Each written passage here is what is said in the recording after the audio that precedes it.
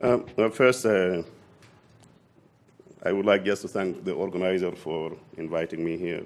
And from the beginning, I would like the views I will be expressing will reflect my views, but not the views of the institutions I'm affiliated to.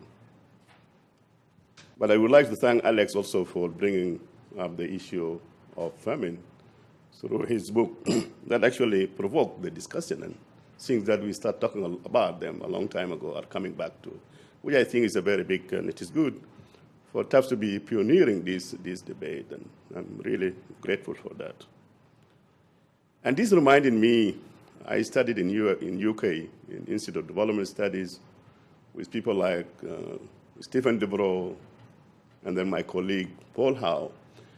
And beginning of this, in 80s, almost 20 years back, we decided to talk about this issue of famine. And we come to term it new famine. And what we found was very clear case, man-made policies. And it would be persisting. So in fact, sometimes I may tend to differ a bit whether famine has ever left us or actually persisted. And I think this may be the way we may need to look at it. So, but let me, the way I would like to arrange my arguments is really zooming in geographically and focus what are the characteristics of that part of the world. What then now we can echo again the issues that being raised by Daniel and William about the whole lot of the drivers. And we may need to really zoom in. And I want to really, the way William said it, it is about us. And I want to really focus in the whole of Africa and East Africa. And then how best, and I know the other session will be discussing about some of these issues. We'll be repeating some of the issues that raised earlier, but I think just for the sake of emphasis. Just to put in perspective, and as you can see from this map, Africa is the place. And that is a very important in terms geographically. But in terms of even, let us look at it is not only Africa, it is the Horn of Africa. Look at these countries. These are the countries, I could say, they almost have about 26 million people food insecure. I mean, and this is almost about 13% of the total food insecure in the world. These are the same countries. In the 70s, they were having famine, in 80s, in 90s, and now. Look clearly, even these countries having the protracted crisis, but not importantly, complex emergencies. I will talk more even, maybe the same leaders. Maybe the same leaders, and I want to come to the issue of state later on. Now, but even importantly, if you look at these countries, the sub-Saharan Africa alone is contributing about 31% of food insecure. Because if you even bring the North Africa into it, you say just having the. But if you go to sub-Saharan Africa itself, the East African, Horn of Africa, they're contributing about 55% of the population in food insecure. I mean displaced, sorry. Because I brought displacement because it's very important, because displacement is a very important factor in analysis of this one. And so East Africa and Horn of Africa are contributing for displacement about 17% of the total displacement globally. Just the population in terms of globe is about 2%. So it's a region that we may need to focus on. In terms of displacement, out of 13 countries with the highest level of displacement, 7 of them from sub-Saharan Africa, and 6 of them from Horn of Africa. In fact, the Horn of Africa, as Dan mentioned, they are contributing 19% of displacement and almost 77% of of East Africa, I mean globally. So then why, because I just want to emphasize some of the points that mentioned by Dan, and this is a very good work done by FAO. In 2010, I think that Maxwell was one of the people actually. And it's actually clearly making the difference between the protracted crisis and non-protracted, and a very significant difference between in terms of the malnutrition, and especially when you come to undernourishment, and then in the terms of the global hunger index. It is even stronger when they made a very big regression analysis, and I want to highlight some of these points, especially if you look at the at this regression, you look at the main drivers: government effectiveness and control of corruption. And the years before, quite significant. And this is what I would like to emphasize, zooming into to Horn of Africa. And here are the countries. So I look at the issue of governance, the Mo Ibrahim Index, to see what happened for the last 10 years in terms of the performance, in terms of this governance index. A clear decline of democratization and rule of law. And if you look at these countries, look at Sudan, the same president, and a lot of crisis facing this country. Somalia, the same, with crisis. Uganda, tenure of office being turned, even the age limit is even being discussed. And if you go to Djibouti, similar election were held, same person.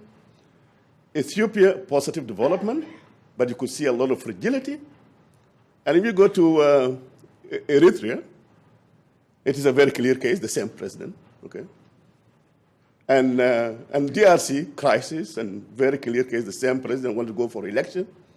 And then Congo, the Central Africa, and then South Sudan, the same people, they want to go for election, and they continue.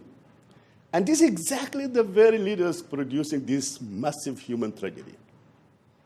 And that's why I want to bring the debate to what can we do with what we have been engaging with these countries.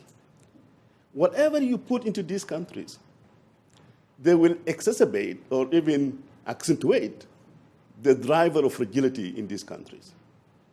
And I think we should be able to say what is happening, what happened to the way we have been intervening. Let me try to see escaping this fragility. First, I want to refer you the very recent report by what is called Escaping Fragility Trap Project by the former Prime Minister of UK. And the report came out with 3 fundamental findings. One, that we have not been doing, the intervention that we have been doing have not been successful, fail. Second, that you may need to talk about institutions, but focus on check and balances in institutions over time. Avoid elections. Focus on negotiated power sharing. And the third, and then the last one, the centrality of security, and I think Dan mentioned it earlier. Security is very important. And there's another report by the IMF, evaluation of the role of IMF in fragile state, and a very clear case that IMF would have done more, but I think they should take fragility as a very priority for them. But the question: are these interventions enough? I think this is where we may need to move away from our comfort zone in dealing in these fragile countries and really go to some of the areas that Dan mentioned them, about the zone that we don't want to talk about. And this is about governance and the state itself. Maybe we'll talk later on about some of these things. So the traditional intervention, whether humanitarian or development, have not been succeeding. In actual fact, in some cases could be claimed that they have been actually helping some of these leaders, these states, to continue oppressing their citizens. And this we may need to revisit. I think those of Alex, they mentioned a lot of things. Even the humanitarian assistance, we know how it has been used in actually to becoming part of the war efforts. And the other one, so we need to really reconsider the state itself in these countries. Are these the real state that we need to deal with them? Or should we reconsider the whole lot of legitimacy and sovereignty of these states?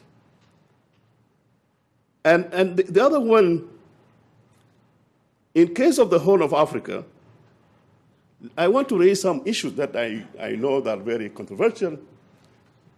Target sanctions. I know Alex did some work on these target sanctions usually be affecting the citizen. But if you have these states, and especially I talk about the issue of target sanctions, not targeted the institutions of the government. I'm one of the people, and I saw it in Sudan, these sanctions, especially target sanctions, they do bite. But they need to be managed carefully because we are dealing with a state that is actually not delivering. And targeting some of these individuals, sometimes it will be paying off. Intervention. I don't want to sound like interventionist in this sovereign state, but I will talk about the issue of sovereign state. ECOWAS, a good example. When the regional efforts, seeing a crisis, and they will be able to intervene, I think these regional initiatives should be taken into account, especially for some of these states that are not really performing, delivering their core functions. And I'm giving the example of ECOWAS. As a good example, I know that a very bad intervention happened in the world. I don't want to but cautiously manage at the regional level, I think it can be able to deliver. De-recognition. If a state continues really to butcher its citizens, displace them, creating famine, and again, they will come back to issue of elections and all these things, and we come back and then we recognize them. I think it is upon us to reconsider recognizing the legitimacy and the sovereignty of a state, of such states. Because sovereignty is about responsibility to protect. Failing to protect your citizen or even to allow them access, I think this is very important to reconsider the issue of the recognition of these. The last point I want to make, making use of regional organizations. Sometimes, instead of having these sanctions from outside, it should be engineered from within the continent. And I will talk about this issue of South Sudan. And for example, the African Union, its act, unlike the UN, especially Article 4H, is saying that the Union, the African Union, has the right to intervene in a member state in a situation of war crimes, genocide, or crimes against humanity. And this is the commitment Africa made for themselves. It is not like Chapter 7 of the UN Charter. And these are the mechanisms we need to capitalize on them.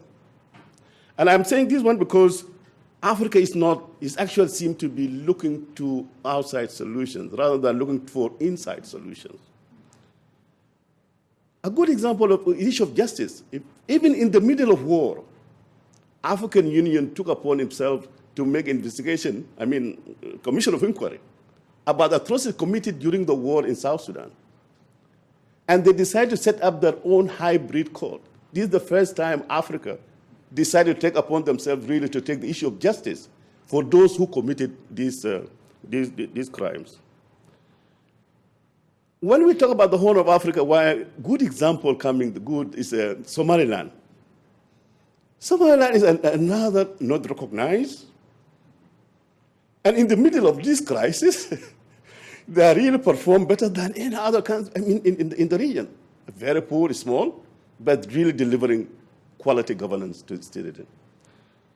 I think we need to change the way our intervention, and let us focus on these states that are causing this human tragedy.